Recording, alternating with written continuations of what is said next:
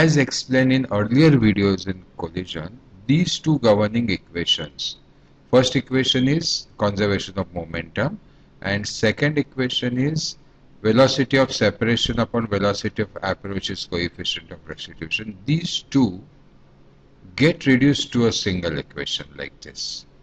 Here we consider m2 as the infinite mass, and therefore because mass is infinite and final velocities of initial and final velocity of this infinite mass, like before collision and after collision, both are zero, and therefore these two equations get reduced to this one single equation. This part we have discussed in earlier videos. So for solving problem, we have now only one equation. Now let's look at a typical problem. It looks like this. It says a billiard ball moving 4 meters per second now strikes a smooth plane at an angle of 35 degrees as shown in figure. See, this is 35 degrees, this is the billiard ball and this is its velocity.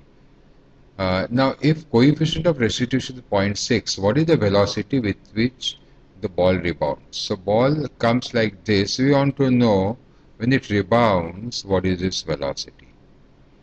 So what we'll do is we'll call this ball as A, and it is having collision with this plane which has in comparison with ball infinite mass, and we'll call it as body B. Now we'll treat this as x-axis, this is y-axis. Now we realize that when the ball is here, when it touches this plane, the line of impact is y-axis. So line of impact will be y-axis. There won't be any impact on x-axis, and based on this we'll start writing the data systematically. So u1x means initial velocity of body 1 in x direction. I think we all can agree that it is 4 cos 35, and u2x, that is initial velocity of this plane whether in x or y direction, is 0.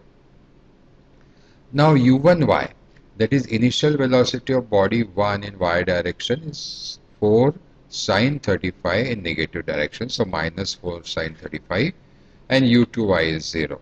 After all, this body has infinite mass, it doesn't move.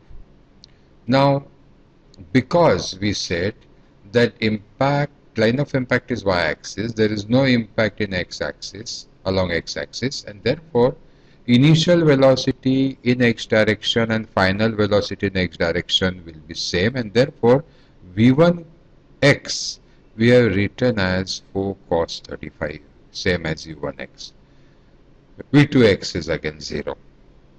Now as far as v2y is concerned, v1y is concerned, v1y, we write it as E into u1y, and the reason is this equation we are using. The final velocity is coefficient of restitution into initial velocity. So initial velocity in y direction is this 4 sin 35. So final velocity of body 1 in y direction is 0.64 sin 35. And v2y is 0. Final velocity in y direction of body 2 is also 0. So finally what we are left with is v1x and v1y. So we can find square at take under root, we can find the magnitude, and we can also find the direction, that is tan inverse of v1y by v1x.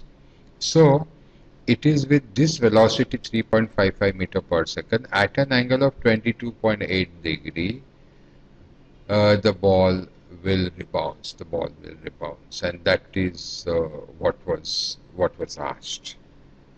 Thank you.